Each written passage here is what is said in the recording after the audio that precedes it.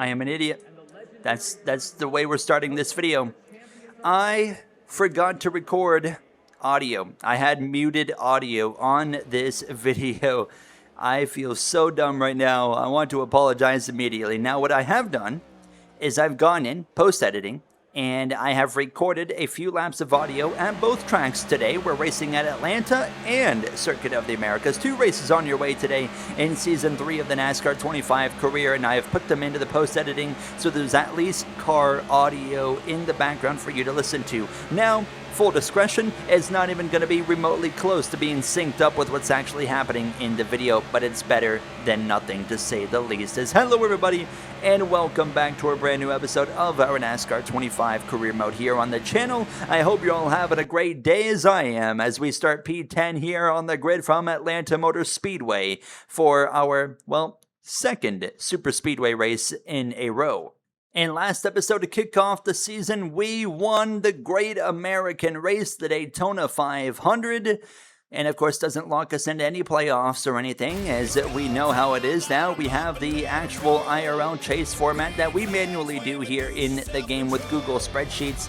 But as well, on top of that, it was a win for some of the career mode members, the pit crew lore members of Glenn Lawrence, our spotter, Sean Sinclair, our tire changer, as well as Time Zero, the Jackman, and Redline, the tire carrier as well. So awesome that we were able to pick up the victories. I should say Trey K actually instead of Time Zero. But nonetheless, as we come into Atlanta and take the green flag from the Ambetter 400 now, another super speedway race, well, the confidence is high because including the Daytona 500, we've now got a few super speedway wins under our belt, which was something that I just could never pull off in this career mode, working my way up the ranks. And now we've gotten a couple under our belt here. And here we are kicking off the season better than anybody else. We dominated the duel, we dominated the Daytona 500, won the stages, won the race, maximum points possible.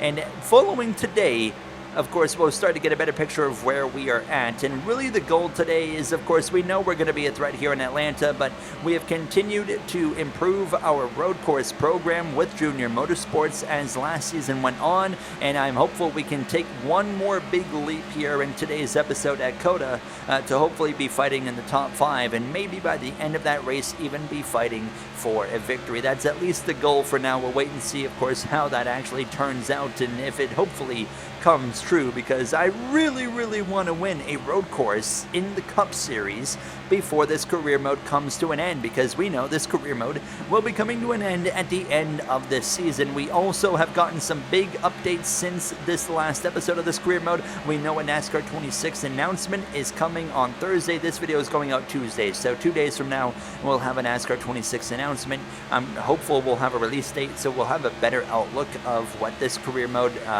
timeline is going to look like to kind of lead us into NASCAR 26 as we're crashing in the back. Ty Gibbs is around, and that was one of the rare incidents where it wasn't just the AI spinning out from a tire failure. No, that was an actual push gone wrong on the back of the 54, and around he went. Always good to see that kind of stuff every once in a while in this game, instead of your typical tire failure bringing out the caution instead.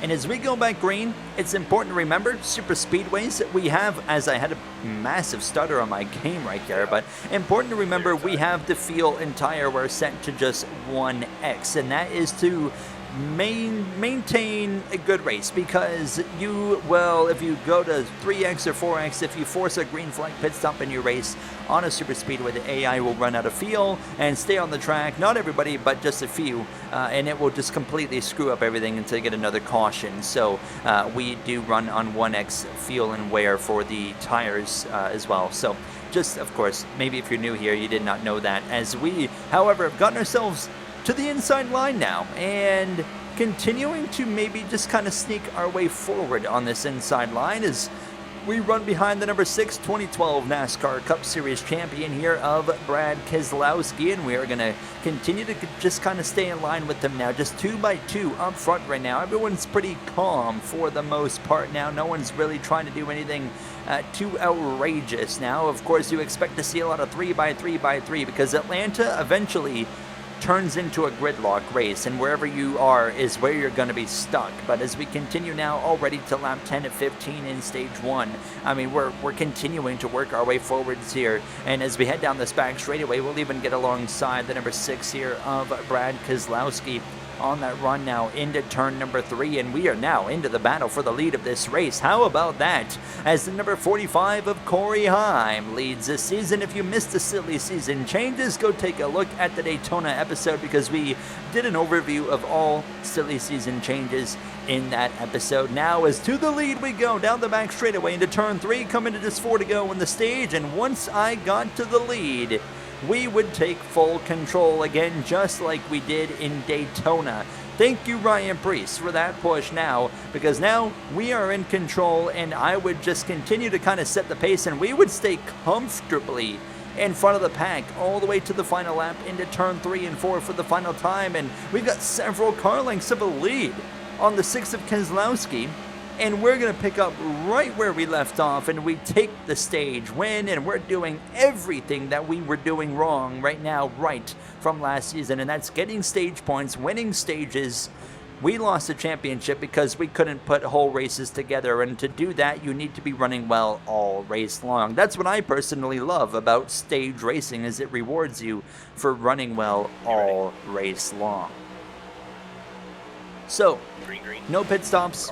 We go green for stage number 2, and I also just want to jump in now while we have a chance, as we're running up front and in a bit more calm of a scenario. I have been talking about a new series coming to the channel. It's a series I think a lot of you are going to like, and that is a new NASCAR Heat 5 series set in the current era of NASCAR. It will start from 2020 and beyond. It's going to follow the same kind of format as my F1 My Career series on my other channel for Formula 1 content, which started in 2020 and goes on and so forth. So I can confirm that will be starting. I'm happy to say it should be coming this Friday for episode 1, and I am so excited to get that out to you guys. I think you're going to love it, because, I mean, it's going to be fun. I'm not going to spoil anything, but it will not change anything for the other Heat series. We will have the NASCAR Heat 2003 and beyond series going just as strong, so don't you worry about that, because I know a lot of you are enjoying that as well. And if you are a Going Pit Crew member, you will also be included in the lore of that series too, so nothing to worry about there. I cannot wait to include you guys in that, and it's going to be a fun ride. It'll be starting in 2020. We're going to go through 2021, jump to next gen in 2022, as Jack the Cat has decided to join me there in the bottom right. He just wanted to say hello to you guys as we lead here now, as we make sure I give him a little pet there. He would eventually leave, and we would be back to ourselves here now in these closing laps already of stage number 2. But, I mean, not able to pull away like we were in stage 1 at the end, and actually now losing the lead as we went down this back straightaway to the number 34, Loves Ford Mustang there on the Front Row Motorsports. Todd Gilliland now, and Bubba Wallace as well up here in the conversation, as the 60 of Ryan Preece, my man, kind of turned down on me there into turn 3. And one of the issues I was really dealing with here was how tight my car was. It was really, really tight. Kind of once I was kind of getting towards the center of the corner, I was really having to saw on the wheel, but we're probably not going to be pitting throughout this race, so that's going to be a problem that we're just going to have to deal with really for the rest of the day now, as we continue now pushing the 60 back out in front. We got Keselowski to our own side, as we are currently 3 wide down this front straightaway. Some great racing up here now, as Keselowski this time kind of crowds me there into turn 3, and then he kind of backs out of it. So we're all good as we head down into turn 1. The intensity you can kind of feel picking up as Keselowski does it again, and around he's going to go. Keselowski spinning in front of the pack, and that's going to bring out the caution. What are you doing? You see me clapping the sarcastic clap. Like, what in the world are you doing, Brad Keselowski? I did nothing wrong there. I held my line, and Keselowski comes down the racetrack into the side of me and, well, causes that crap. So we're going to restart in P3, and no pit stops necessary, of course. And as we get ready to go back racing here from this Better 400 from Atlanta Motor Speedway, we're going to be less than 10 laps to go now. As you know, I'm kind of enjoying the easy part of this race, because when I go into this recording knowing I'm going to have to do a road course after, it's like, it's kind of nice having a super speedway, because it's like, okay, it's going to be nice and easy for me before I have to go, you know, and actually get up on the wheel and really, you know, get after it on the road course at COTA now, because, you know, the super speedways in this game are quite chill, to say the least, now as we're side by side with that 45 of Corey Heim now, and Ryan Preece and Josh Berry lead the way down the front straightaways. I get a push from the number 5 of Kyle Larson as we head down into turn number 1. Of course, Kyle Larson, mentor to one of the rookies this season who's up here, the 48 of Corey Day, and that Chevrolet there for the Ally sponsorship on that hood. Of course, going to be interesting to see what he can do as a NASCAR Cup Series rookie. Of course, Alex Bowman departed Hendrick Motorsports for Spire Motorsports in the number 71 for this season as we continue on. And Corey Day is up here in the mix behind Corey Heim, the pair of Corys with an actual E in their names, Corey as well. And not very often you see like Corey.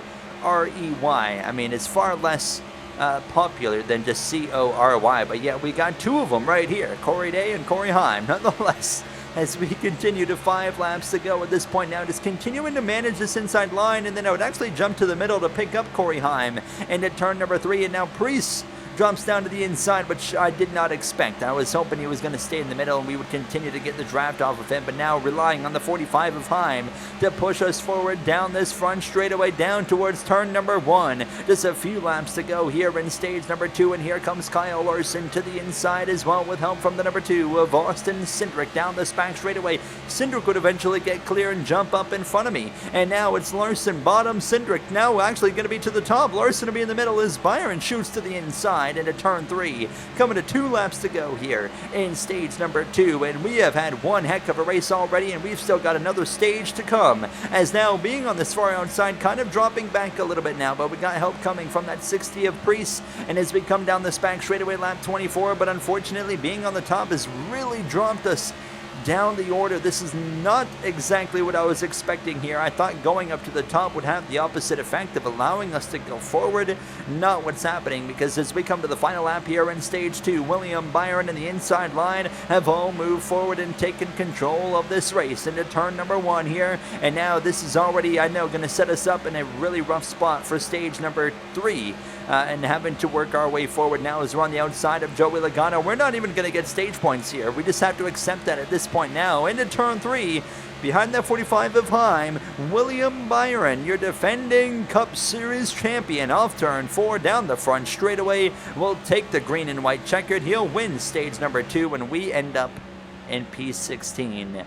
Not exactly how I envisioned that second stage going.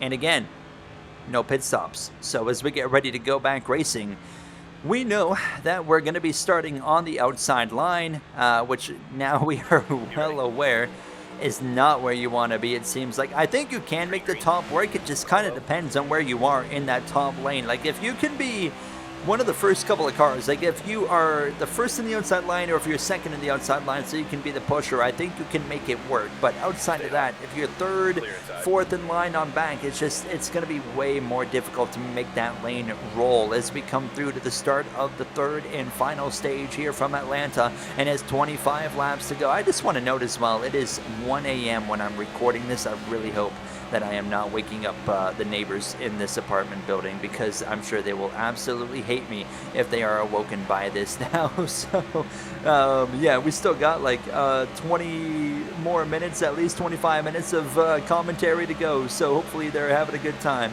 But as we head down into turn number 1 here to kick off this final stage, now on the second lap of this stage, already flirting with moving up to the top, and maybe a little bit too up to the top, and that's the problem with the handling of this car. We talked about earlier with the kind of tightness I get in the center of the corner.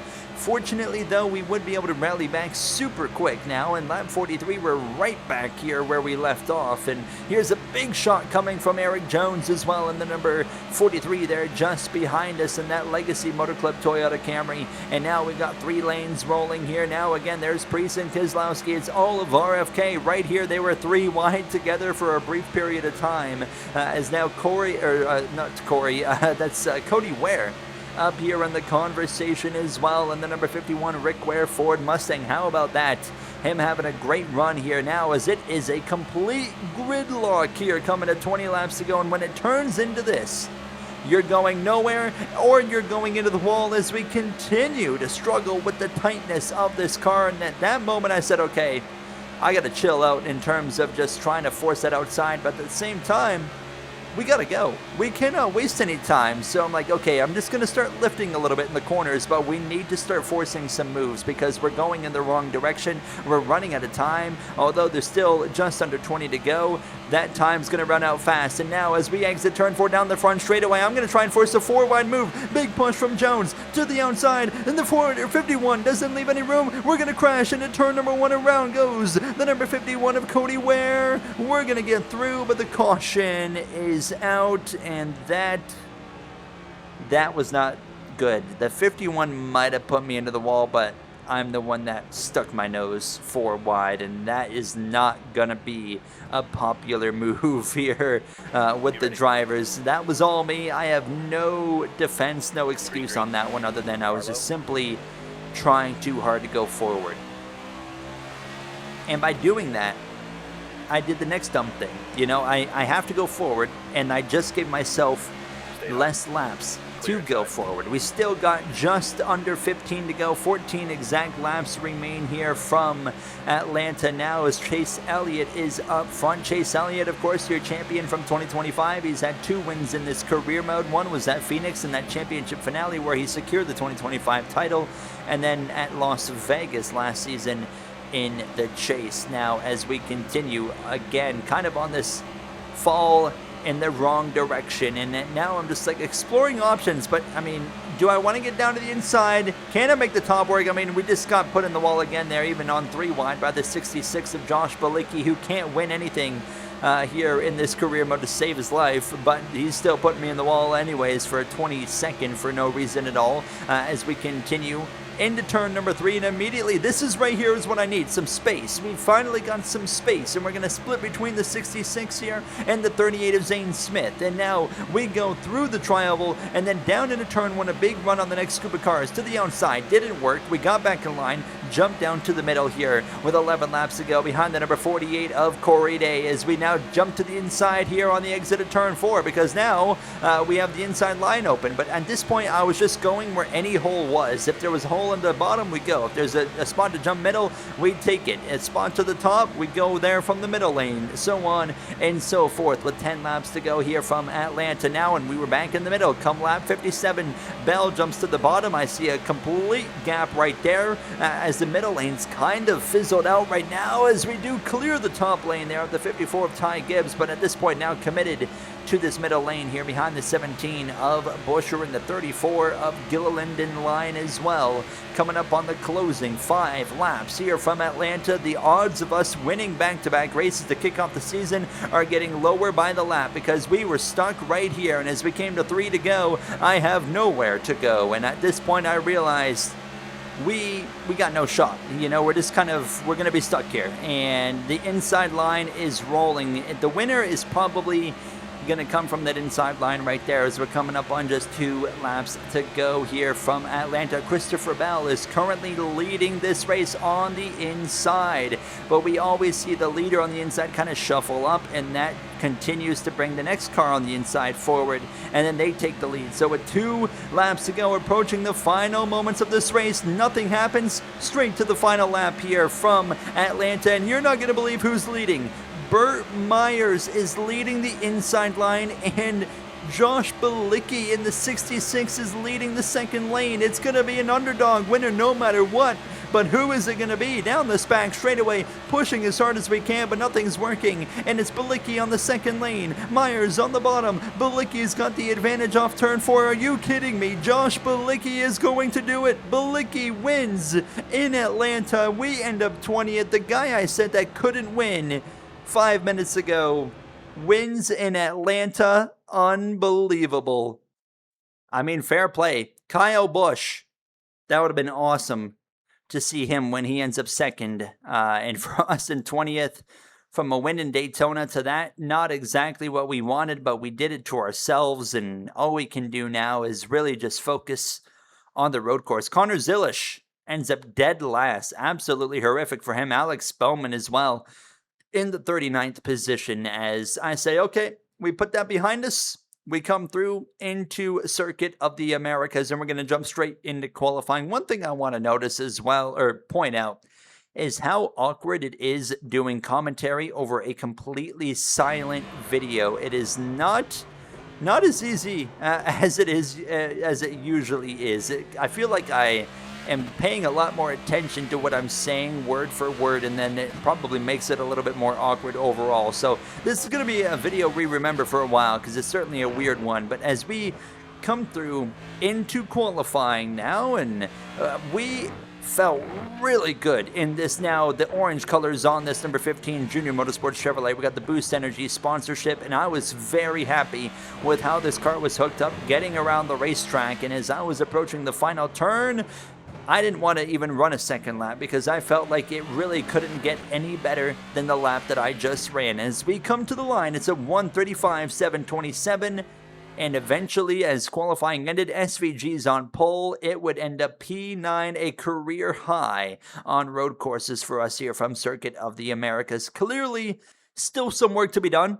You know, if we're going to be competitive with like SVG, 24th there, Tyler Reddick in the number 11, of course, replacing Denny Hamlin, who retired at the conclusion of that 2026 season. As we now come to the grid Sunday afternoon, and the confidence is there. I am pretty confident in sense of not probably winning, but just having the best road course for this team to date, I think is very much on the cards. As the jets fly over and we get ready to go racing for the first road course of many this season now, as we get ready to fire these engines for 24 laps of racing. Lined up behind the HendrickCars.com Chevrolet, number 5 of Kyle Larson. Green flag is out. We take off here from COTA, and immediately you're going to notice just how slow we are down the straightaway. That is something that's always a problem here in COTA, but we're going to make up for a lot of that by lunging deep into turn 1. We're 3 wide, maybe even 4 wide, with Gibbs and Larson and a few others in the mix as well, as we'll head down through into the S's. How about Corey Heim up here in the conversation, who's had a very strong Truck Series record when it comes to road course racing, so it's not really a surprise to see Corey Heim up here in the conversation in that number 45. And in reality, I think in real life, Corey Heim's going to surprise a lot of people with how competitive he's going to be next season on the road courses when he gets an opportunity with 2311. But I mean, overall, a decent start. We're P8. As we get through the technical S's section and get into more of a traditional NASCAR road coursey section here, where you can kind of get the elbows out, you can get a little bit more physical, you got some corners where you can really lunge the car into side by side. And for myself here, you can really see right there, struggling quite a bit with grip on the exit of that right-hander now, as we've only got 5 laps here in stage number 1.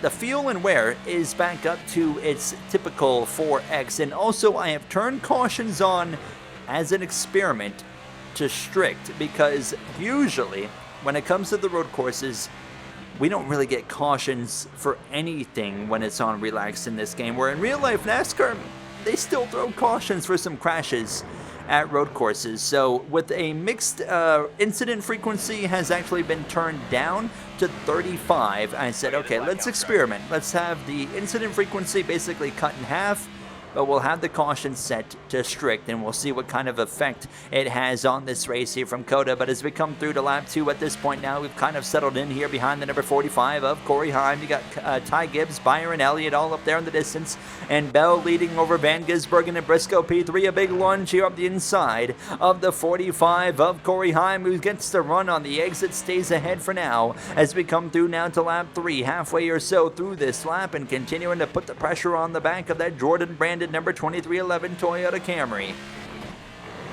Behind us, you got Buescher and Larson, who continue to kind of just kind of stall out where they are now as we continue wheel to wheel. Now really getting after it against this 45 of Corey Heim, who's just not interested in giving this up easy. He doesn't have to. Puts up a great fight, and he continues to mid left side as we'll head down through the long sweeping right-hander. Can we get clear? He still doesn't want to give this up, but we get him finally and move into P7 coming up on the final few laps of this stage. And with 2 to go, we would quickly run down the number 54 of Ty Gibbs, and I mean, we should be able to get him for 6. I don't think we'll be able to get to Byron or Chase Elliott as we lose a rear. Hold on, we're sliding, we're spinning into the guardrail. Are you kidding me? Are you kidding me? And I was waiting. No caution. Okay, so now we got to get it turned back around, and we'll get it back going. And now, actually, the caution comes out. So Bell wins the stage. We end up 17th, but the problem is, yeah, look at the damage. 82% aero, 83% radiator. That's 9 seconds of damage. We're probably going to be like 30th when we come out of the pits. So well, to put it simply, as we do come out 33rd, just kind of screwed up my entire race as we get ready to go back green now for stage number 2. And we go from Daytona 500 champion to winning stage 1 in Atlanta to then not really having the rest of the race go the way we expected and wanted. And now we kind of kick things off here from COTA and making those kind of mistakes that we made a lot last season, where it's just, early in the race getting ourselves in a bad position. And now, we have to spend stage 2 after losing out on stage points, trying to rally our way back forward, and getting stage points in stage 2 from 30th is not going to be a realistic goal. So now it's already just focusing in on maximizing our points for stage number 3 as we're hooking this thing up through the S's alongside the 99 of Connor Zilish. But a door slamming right there with Zilish, who's going to lose the rear. And around goes the number 99 Tricounts driver. Connor Zilish is around, and caution is going to come out for that one, which is a bit surprising. And now we'll get ready for another restart as I have been making some enemies here in today's episode, from the 4-wide forceful move I made in Atlanta to wiping out some cars there to completely cleaning out Connor Zilish.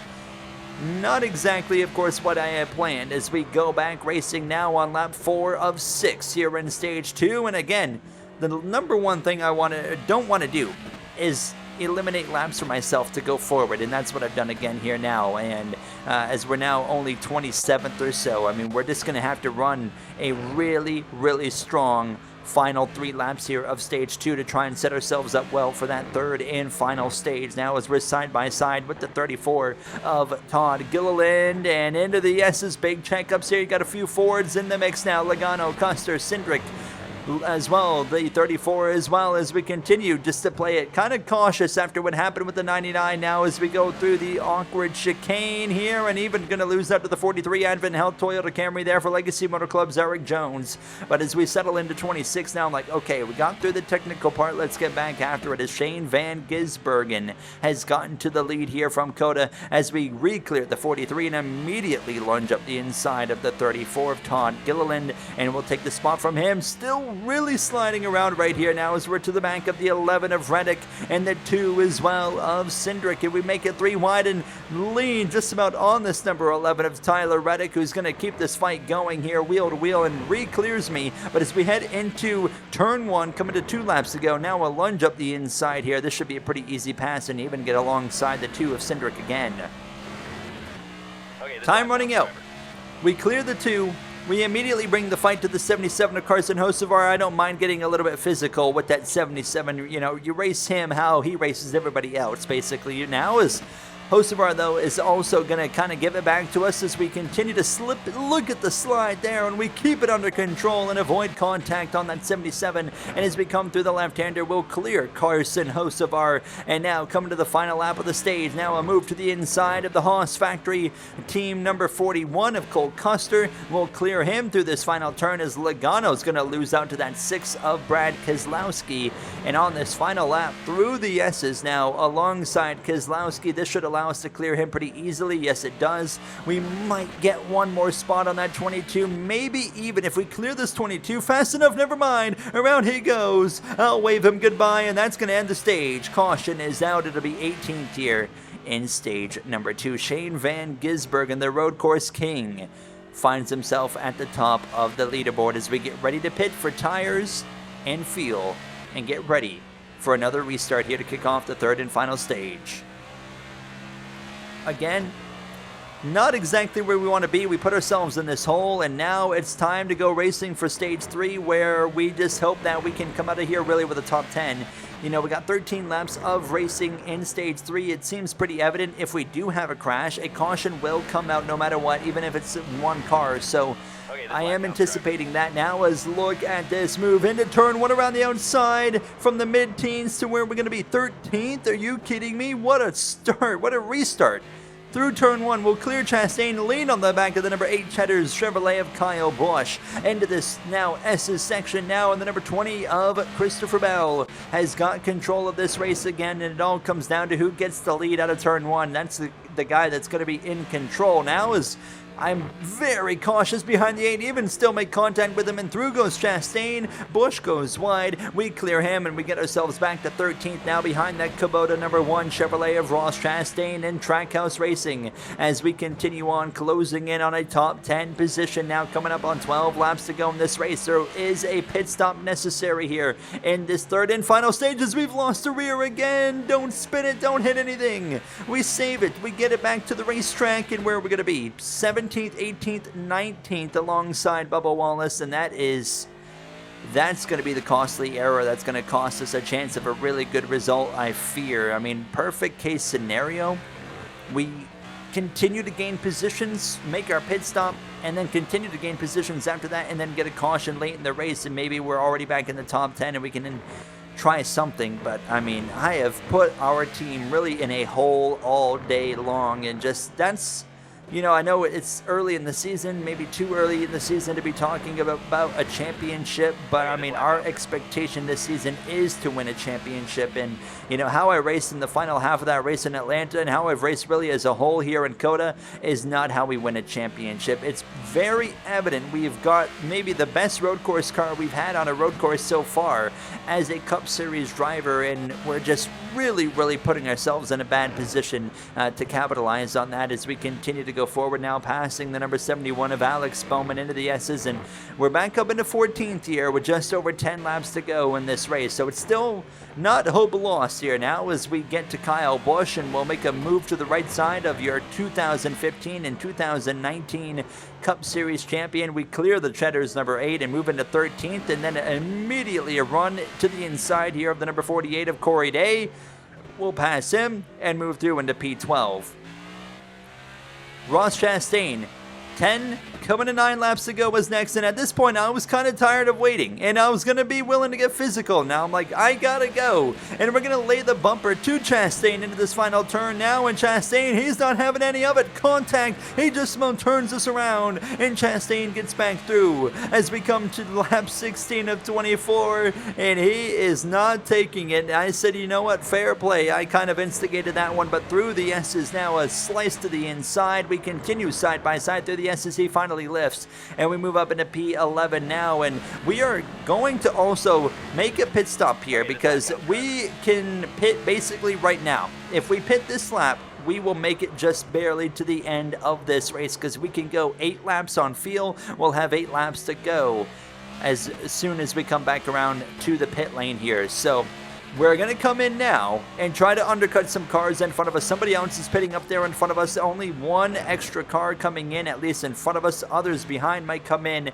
but we'll come in nonetheless, and we'll get tires. We'll get fuel. It's actually the 45 of Corey Heim in the pits right there, and he comes out now. Carson Hocevar also came in, but as we exit the pits here now, obviously at this point, hoping that we stay green for at least 2 to 3 more laps while we wait for everybody else to pit. But over the course of this lap, I would set a blistering lap time. It was just fantastic.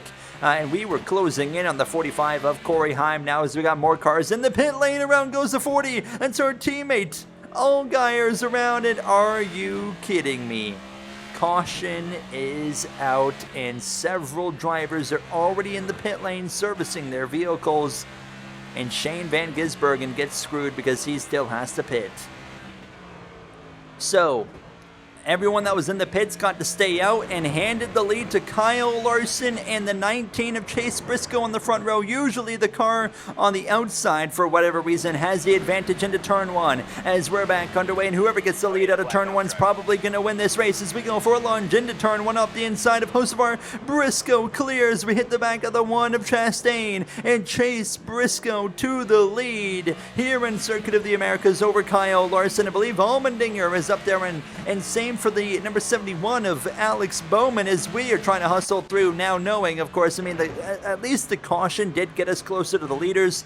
But at the end of the day, I think we were going to be in a better position if it stayed green there, as the 17's way wide. Thank you very much. We move into P10. We're still coming to 3 laps to go in this race. It's not like it's a 2-lap shootout. We still got 4 entire laps of racing here to determine a winner. In Coda's a huge launch to the back of the 24 of William Byron. Not trying to do that, simply was just trying to clear the 1 of Chastain, who continues to fight. Chastain, and this little beef we've had today continues on in this final stage. And now we cross him over, we clear the number 1 and move ourselves up into P9 in these closing moments of racing here from Coda. Now to lap 22, same spot on the track just about. Now to the back and now to the right side of the Raptor 24. Byron goes way wide right there. That's going to make my job easy now, as we'll be able to clear him. Move up into P8, Gibbs slow. Now we'll move to the inside of the 54. And as we approach just 2 laps to go, we're even with the 20 DeWalt Toyota of Christopher Bell, another dominant driver alongside SVG, and this, of course, strategy just has not worked out for him, as Chase Briscoe is just hoping we stay green for a few more moments, because he is about to pick up his first win of the season in quite surprising fashion. I mean, he's run top 5 all race, but I certainly did not have him written down as a threat to win this race, as we now make a surprising pass on the 20 of Christopher Bell, who hasn't really gone forward, to the final lap here in Circuit of the Americas, now on the back of 5th place of Ryan Preece. And that just goes to show one, oddly timed yellow can completely change a road course running order, and therefore the entirety of this race. And it has really worked out in favor of the number 19 of Chase Briscoe here today, as one last move to the inside of the number 68 Preece, hanging the rear end out now, as we aren't quite clear yet, but this is a move for P5 on the leaderboard now, which is still going to be a career high, I believe. No, it won't, because we were 3rd at Watkins Glen, but I would say a career high in terms of performance, coming back from the mistakes we made, and Preece is not giving this up, but we clear him finally through the bend. To P5 we go, as Chase Briscoe rounds the final turn, and for the first time this season, Chase Briscoe will go to victory lane here from Circuit of the Americas, as we bring it home for a 5th place effort. What a race, what a finish. We bring it home and survive the chaos that we kind of cause at times of our own doing. I'm happy with that. I'm content. We have definitely improved our road course program. That's kind of the takeaway from this episode. How about it, though? You see the rest of your finishing order. SVG ends up 12th. Bell didn't get a great finish either. Hyman 13th, I think, could have done a lot better as well. Zilish down in 30th, not great. 21st for Tyler Reddick, and Corey Dane as well, 22nd, as Josh Berry rounds out the grid. We'll start showing the points next episode, but we're going to continue 2 races per episode. I'll see you guys in the next one. Thank you so much for watching, and have a great day.